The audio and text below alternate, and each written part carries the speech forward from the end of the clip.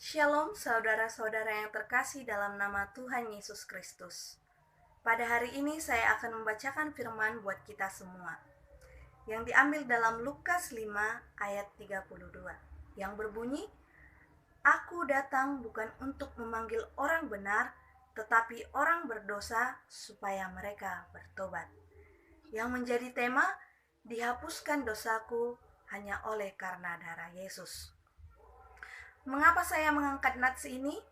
Karena banyak orang merasa dirinya tidak layak, dirinya tidak pantas, dikarenakan dosa pelanggaran yang pernah ia perbuat.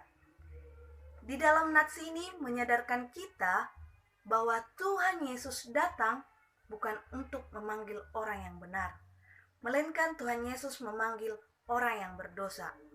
Yang menjadi pertanyaan, mengapa Tuhan Yesus memanggil orang yang berdosa? Jawabannya adalah supaya mereka bertobat.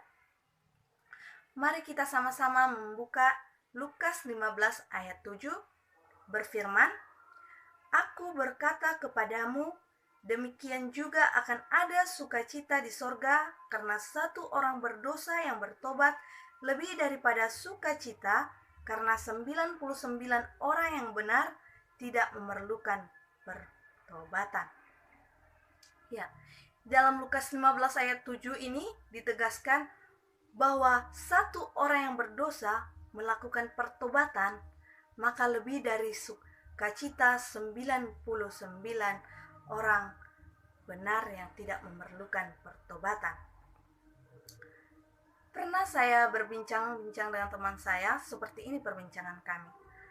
Salah satu teman saya bertanya seperti ini, mengapa nasib orang yang berdosa lebih bagus dibandingkan nasib orang yang benar?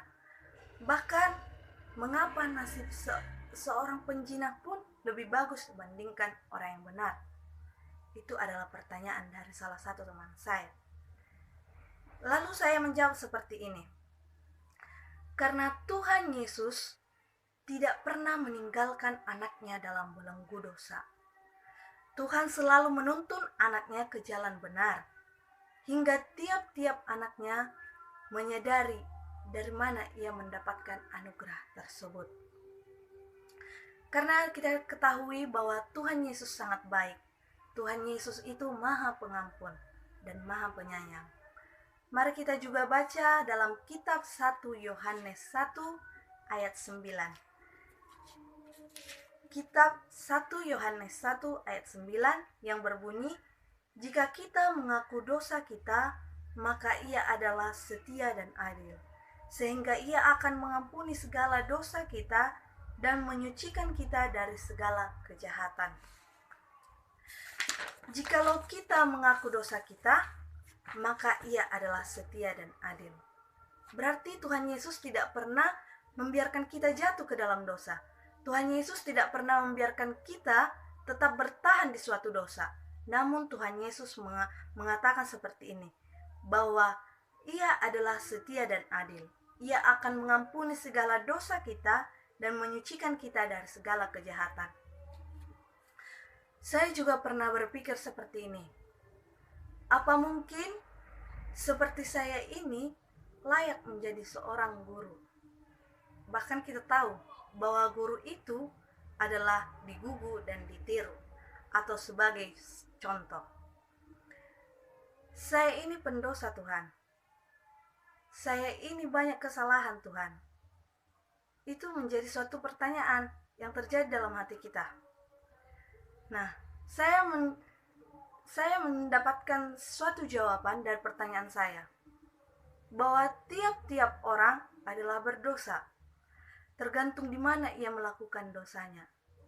Yang paling utamanya adalah kamu harus mampu menanggalkan manusia lama serta kelakuannya dan mengenakan manusia baru terus dan menerus. Kita baca Kolose 3 ayat 9 sampai 10 yang berbunyi, "Karena kamu telah menanggalkan manusia lama serta kelakuannya dan telah mengenakan manusia baru yang terus-menerus diperbaharui untuk memperoleh pengetahuan yang benar menurut gambar kaliknya." Berarti bagaimanapun dosa kita, sebesar apapun dosa kita, jikalau kita jikalau kita datang kepada Tuhan, bersembah sujud, mengakui dosa kita, maka Tuhan Yesus itu adalah adil dan setia. Tuhan Yesus itu akan mengampuni segala dosa kita dan menyucikan kita dari segala kejahatan yang pernah kita perbuat. Nah, lewat Tuhan Yesus mati di kayu salib, Dia telah menghapus dosa kita. Dia telah menyucikan kita. Kuncinya adalah kita menanggalkan manusia lama dan hidup menjadi manusia baru. Di mana manusia baru yang dimaksud adalah melakukan perbuatan-perbuatan yang baik, meninggalkan perbuatan-perbuatan yang jahat. Karena hidup kita adalah suatu anugerah yang berikan Tuhan, maka mari kita sama-sama datang kepada Tuhan, mengakui dosa kita, berdoa, maka Tuhan Yesus itu adil dan setia, akan mengampuni segala dosa kita dan menyucikan kita dari kejahatan. Demikianlah firman Tuhan yang dapat saya sampaikan pada hari ini. Terima kasih. Shalom.